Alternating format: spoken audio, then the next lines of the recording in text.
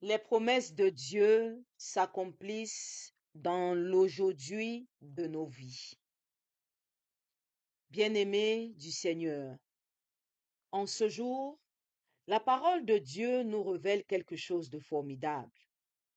En fait, au début de son ministère, Jésus, alors que les gens commençaient à peine à parler de lui, dit des paroles impressionnantes. C'est à Nazareth, même là où il a grandi, que Dieu a voulu qu'il définisse le programme de sa mission. Il entre dans la synagogue et lit un passage du prophète Isaïe. Ce passage porte sur l'envoyé de Dieu, oint par son esprit, dont la mission consiste à apporter la bonne nouvelle aux pauvres, libérer les captifs, éclairer les aveugles, relever les faibles et accorder une année de grâce du Seigneur. Ce programme est le détail de la promesse de libération que le Seigneur fit autrefois par ses prophètes. Ce qui est plus intéressant, c'est que Jésus, en commentant ce passage de l'Écriture, proclame l'accomplissement de cette promesse de Dieu à offrir le salut au monde. Jésus rassure les hommes de la réalisation de ce salut dans l'aujourd'hui de leur vie. C'est aussi pour nous qu'il annonce le temps merveilleux de la grâce de Dieu. Nous sommes identifiés d'une manière ou d'une autre à tous ces pauvres que Jésus veut libérer. Nous sommes constamment captifs de nos péchés, des diverses maladies physiques et spirituelles dont nous souffrons, de toutes les situations angoissantes que nous traversons chaque jour. Nous sommes aveuglés par nos doutes, nos hésitations et nos faiblesses, écrasés par ce monde de plus en plus violent et sanglant, plongés dans l'insécurité et l'incertitude. Aujourd'hui, le Christ nous annonce l'accomplissement de la promesse de Dieu à nous libérer. En ce temps des vœux de Nouvel An, le Christ nous fait le meilleur vœu. Ce vœu du Seigneur n'est pas une parole creuse pour nous flatter, mais un projet qui se réalise chaque instant dans notre vie, quand nous nous ouvrons à Dieu. Sa parole est puissante, concrète, et elle proclame l'accomplissement d'une année de grâce du Seigneur pour tous. Prions. Seigneur, donne-nous de croire en l'accomplissement de ta promesse dans nos vies et aide-nous en cette nouvelle année à bien nous attacher à ta parole qui est chemin, vérité et vie. Loué soit Jésus-Christ à jamais. La parole de Dieu est puissante, concrète et agissante dans nos vies. La parole, elle est puissante, concrète et agissante. Tout ce que tu proclames par la parole, que ce soit bénédiction ou malédiction, ça se réalise. Parce que la parole, elle est puissante. Et la parole de Dieu l'est encore plus. Voilà pourquoi il n'est pas un homme pour nous mentir. Tout ce qu'il dit, il l'accomplit. D'habitude, là où il y a bémol, c'est nous. Parce que nous, on veut définir le temps et l'heure de l'accomplissement de la promesse de Dieu. On veut presser Dieu. Seigneur, c'est maintenant qu'il me faut la grâce là. C'est pas demain, c'est maintenant, tout de suite et maintenant. Donne-moi cette grâce maintenant, tout de suite, là. On veut précipiter les choses. Et du coup, on se met à chercher les raccourcis pour défier le temps de Dieu, pour que sa promesse s'accomplisse là. Le Seigneur a dit que je vais tomber enceinte. J'ai vu ça en songe. Il est venu me révéler en songe que j'aurai un fils. 1 an passe, 2 ans passent. La 3e année, on peut vérifier chez le marabout si c'est vraiment cette étoile que j'ai vue. On peut voir tel prêtre exorciste pour qu'il vienne prier. On peut chercher les potions magiques pour vite que la promesse de Dieu, ça fait déjà 3 ans. J'ai rêvé que j'allais avoir un fils. Pourquoi je n'ai pas le fils là? Peut-être il faut que j'aille boire telle potion magique. On ne reste pas persévérant dans la prière, dans l'attente de l'accomplissement de la parole de Dieu. Jésus a prononcé cette parole, pas hier, pas ce dimanche ou ce matin. Cette parole a été prononcée il y a plus de 1000 ans, mais elle a encore un impact et un effet dans notre aujourd'hui. À nous de savoir être patients, à nous de savoir tenir ferme dans notre foi. Le deuxième point de cette méditation, c'est de voir l'accomplissement de la parole de Dieu. Tu veux voir l'accomplissement de la parole de Dieu dans ta vie, alors sois un enfant de Dieu exemplaire. Ne pense pas parce que tu es un enfant de Dieu, tu as reçu tous tes sacrements. Tu pars à l'église tous les dimanches, tu payes le dernier de culte, tu es dans tous les groupes de prière charismatiques du charisme. Tu penses que c'est en criant nuit et jour, Marie sauve-moi, en dormant dans les pèlerinages, dans les sanctuaires, que tu vas voir l'accomplissement de la parole de Dieu. Tu cours dans un sac qui est percé, tu dépenses de l'énergie inutilement. Et cette réponse, on la trouve dans la première lecture. Dans la première lecture, on nous précise bien, lorsque nous aimons Dieu et que nous accomplissons ses commandements, car tel est l'amour de Dieu, garder ses commandements. Ces commandements ne sont pas un fardeau. Ce n'est pas un fardeau. Tu ne peux pas dire que tu veux voir l'accomplissement de la parole de Dieu, de la promesse de Dieu dans sa vie, sans observer ses commandements. Cette promesse va même arriver, tu ne sauras même pas la reconnaître. Tu vas l'attribuer à ton médecin, tu vas l'attribuer à ton sorcier qui a prié sur toi à minuit, à 3 heures du matin.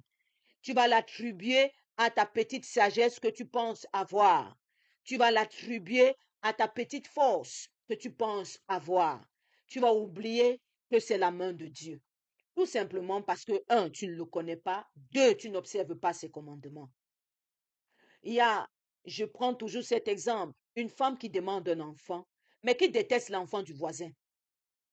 Elle n'aime pas le voir. Elle est jalouse de sa voisine qui a déjà 3 enfants. Elle n'a même pas encore fait une fausse couche. Quand elle voit sa voisine, elle est énervée. Dès que sa voisine fait une toute petite erreur, elle va crier dans le quartier, tout le monde sera au courant. Elle est calquée sur la vie de sa voisine. Mais c'est elle qui dort dans les charismatiques.